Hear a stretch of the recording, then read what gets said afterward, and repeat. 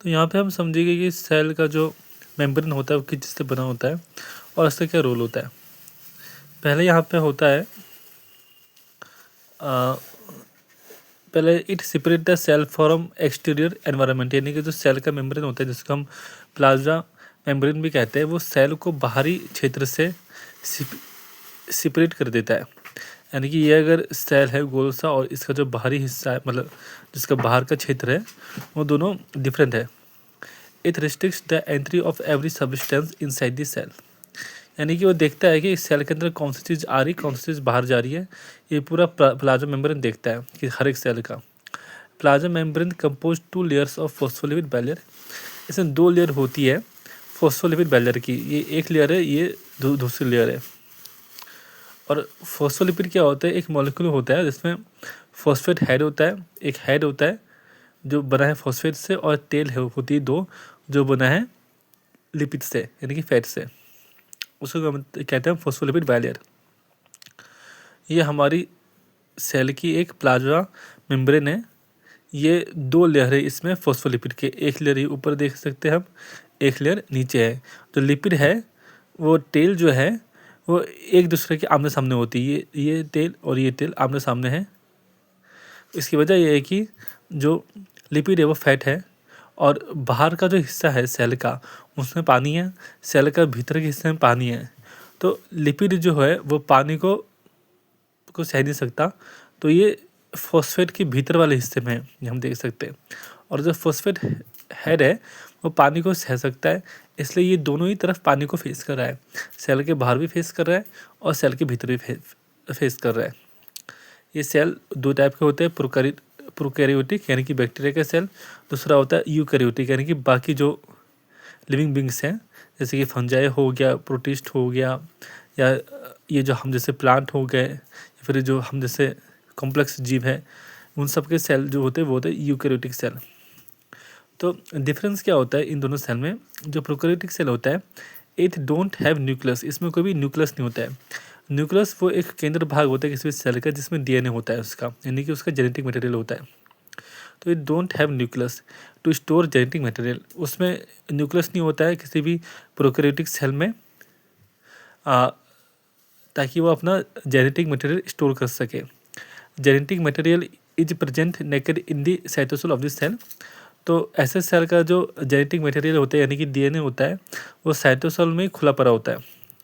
They don't have any cell organelles, यानी कि उनके सेल के कोई सेल के हिस्से नहीं होते, जैसे गोल्जी नहीं होता है, न्यूक्लियस नहीं होता है, उसके बाद उनके पास माइटोकॉन्ड्रिया नहीं होता है।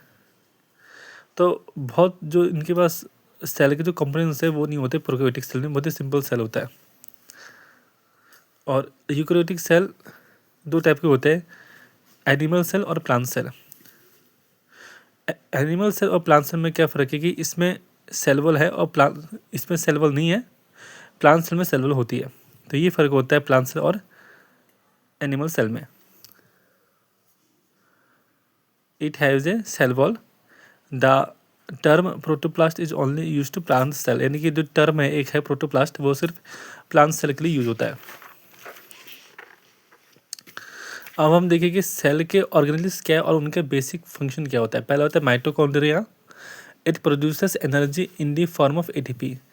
ये क्या करता है, माइटोकॉन्ड्रिया का काम होता है सेल में एटीपी बनाना, एडेनोसिन ट्राइफॉस्फेट बनाना। फिर होता है एंडोप्लाज्मिक रेटिकुलम। इसका क्या काम होता है, it helps in the production of proteins and lipid. ये प्रोटीन और लिपिड बनाने में काम करता है।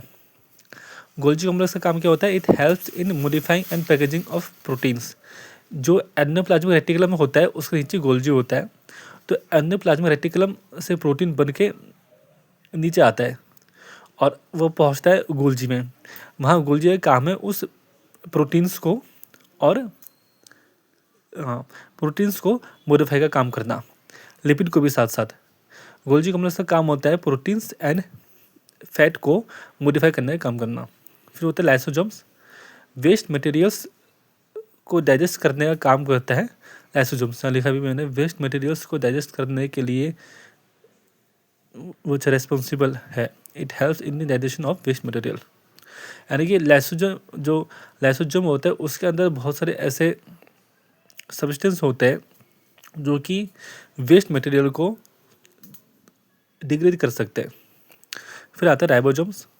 It helps in the synthesis of proteins, ये प्रोटीन्स बनाने में हेल्प करता है। Cell size and shape, cell size and shape depends on their function, यानी कि एक सेल का साइज कितना होगा, एक सेल का शेप क्या होगा, वो डिपेंड करता है उसके काम पे। पहला हम देखते हैं रेड ब्लड सेल। जो हमारा खून का रंग रेड होता है वो रेड ब्लड सेल की वजह से होता है, और जो ये रेड ब्लड सेल वो रेड होता है हेमोग्लोबिन की वजह से। They has the disc shaped in appearance, disc तो हमने देखी होगी, डिस्क जैसे शेप में होता है। They carry oxygen with the help of haemoglobin pigment in it. Red blood cell का काम होता है ऑक्सीजन को लेके जाना, और वो ये हेमोग्लोबिन पिगमेंट की हेल्प से कर पाता है। नर्व सेल, हमारा जो बॉडी में एक मैसेज को दूसरे मैसेज तक लेके आने का काम करते हैं नर्व सेल। वो मैसेज भेजते हैं सिग्नलिंग मॉलिक्यूल के थ्रू। They are long and thread like in appearance, यानी कि दिखने में वो लंबे लंबे होते हैं धागे और थ्रेड जैसे, यानी कि लंबे होते हैं और धागे नुमा होते हैं। They transmit signal from one nerve cell to the nerve cell, यानी कि एक नर्व सेल से दूसरे नर्व सेल तक ये मैसेज पहुंचाने का काम होता है इसमें। विच क्या है, which reach to the brain, यानी कि लास्ट में ये पहुंचता है मैसेज ब्रेन तक। Note, plant cell without the cell wall is known as protoplast. Plant cell and animal cell are different from each other due to RH rules, यानी कि दोनों सेल में क्या फ़र्क है, प्लांट सेल और एनिमल सेल में क्या फ़र्क है, ये हमने यहाँ पे दिया गया है।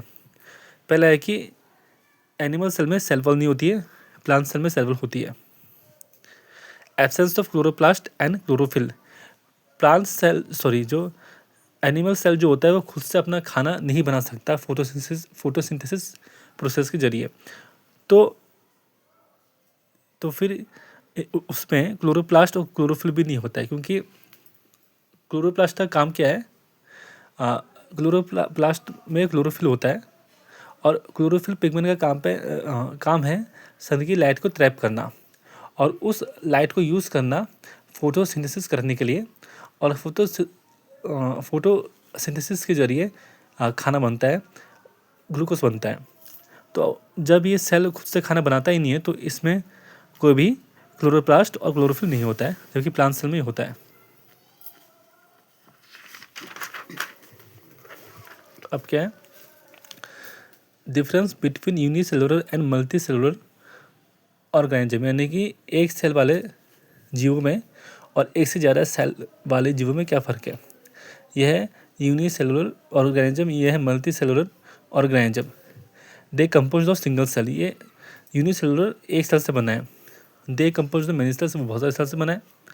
They can be both prokaryotes और यूकैरियोट्स, जो सिंगल सेल होता है वो प्रोकैरियोट्स या फिर यूकैरियोट्स होने को हो सकता है। Multi cellular organisms are plants, animals and fungi etcetera, ये ज़्यादातर यूकैरियोटिक ही होते हैं। अब यहाँ पे डिफरेंस दिया गया है कि प्रोकैरियोटिक सेल और यूकैरियोटिक सेल में क्या फ़र्क है, जो हमने पहले ही देख लिया है।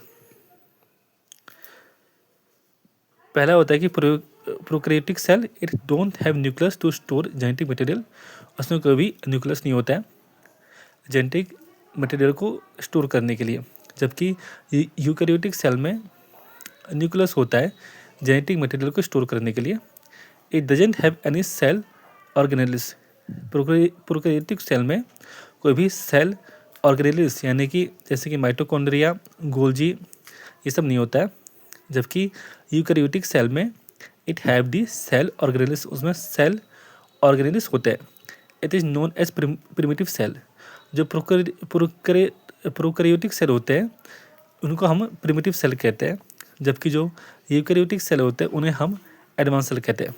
Only bacteria are the prokaryotic organisms in the planet earth, यानी कि अर्थ में बैक्टीरिया ही एकमात्र प्रोकैरियोटिक सेल है। बैक्टीरिया को छोड़कर कोई भी प्रोकैरियोटिक सेल इस पृथ्वी में नहीं है।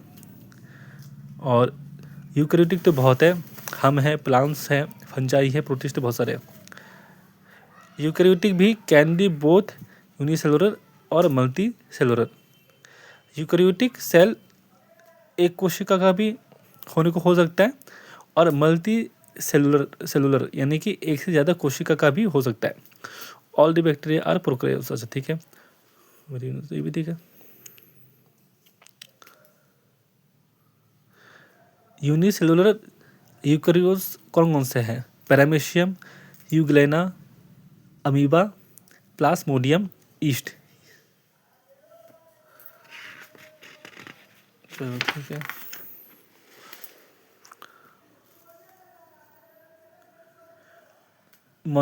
अच्छा बैक्टीरिया, मोनरा मीन्स बैक्टीरिया, मोनरा को ही हम बैक्टीरिया बोलते हैं। अब है डिस्कवरी ऑफ सेल, कि सेल की खोज कैसे हुई, ये हम पढ़ेंगे नेक्स्ट वीडियो में।